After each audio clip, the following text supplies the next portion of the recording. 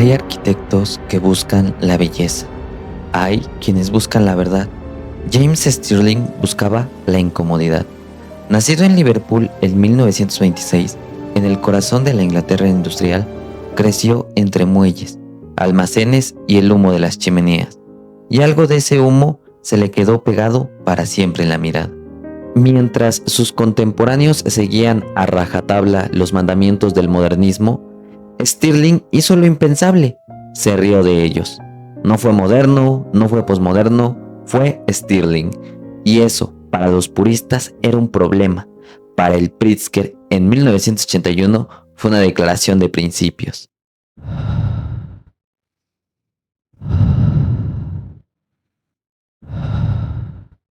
Stirling estudió arquitectura en Liverpool, en una escuela que aún olía a victoriano, a ladrillo y a carboncillo. No fue un alumno brillante en el sentido clásico, fue un alumno incómodo, hacía preguntas que nadie hacía, ponía en duda lo que nadie ponía en duda. Stirling empezó haciendo vivienda social, como casi todos los arquitectos británicos de su generación, pero ya se notaba que no era uno más. Sus bloques de vivienda tenían algo extraño. Las escaleras no estaban donde se esperaba, los colores no eran los que tocaban, las ventanas parecían mirarte de reojo. Era como si la arquitectura se estuviera burlando de sí misma. A finales de los 50, Stirling conoció la obra de Le Corbusier y se enamoró, pero fue un amor de esos que terminan en divorcio tormentoso.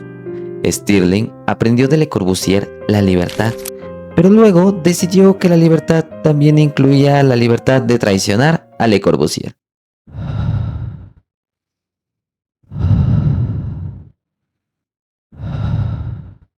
En 1963, Stirling terminó su primera obra maestra, la Biblioteca de Ingeniería de la Universidad de Leicester. Los críticos no supieron qué hacer con ella. Unos la llamaron brutalista, otros expresionista, otros directamente un error. Lo que hizo Stirling en Leicester fue revolucionario. Hasta entonces, la arquitectura moderna ocultaba su tecnología. Las tuberías se escondían, las vigas se cubrían. Stirling dijo, ¿por qué? ¿Por qué tenemos que disimular lo que sostiene el edificio? Y las puso todas afuera. Fue una declaración de honestidad brutal y también una provocación. Hoy, la biblioteca de Leicester es considerada una obra maestra. En 1963 fue un escándalo. Stirling había abierto una puerta que llevaba a un lugar donde la arquitectura podía ser tosca, irónica, contradictoria, donde el ladrillo podía ser bello por sí mismo, sin necesidad de ser pulido.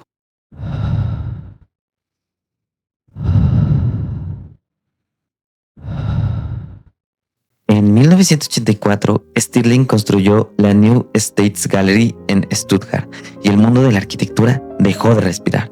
No era un museo, era una ruina moderna. Era un Partenón construido con ladrillos y tuberías. Era un edificio que se reía de sí mismo, albergando a Rembrandt y a Picasso. Los alemanes son serios. La arquitectura es seria. Cuando llega Stirling y hizo esto, no se sabía qué pensar. Una rampa rosa, columnas de colores, un ojo de buey que parece un ojo de verdad. Pero con el tiempo se entendió. Stirling no se estaba burlando de ellos, se estaba burlando de la arquitectura misma. Y al hacerlo nos devolvió la libertad de reírnos también. Stirling dijo una vez, no creo en los estilos, creo en los problemas. Por eso, su arquitectura no se parece a sí misma, porque cada edificio era la respuesta a un problema distinto. En Leicester, el problema era la tecnología. En Stuttgart, el problema era el contexto. Y la respuesta de Stirling fue, vale, pues hagamos una ruina clásica que también sea una estación de tren.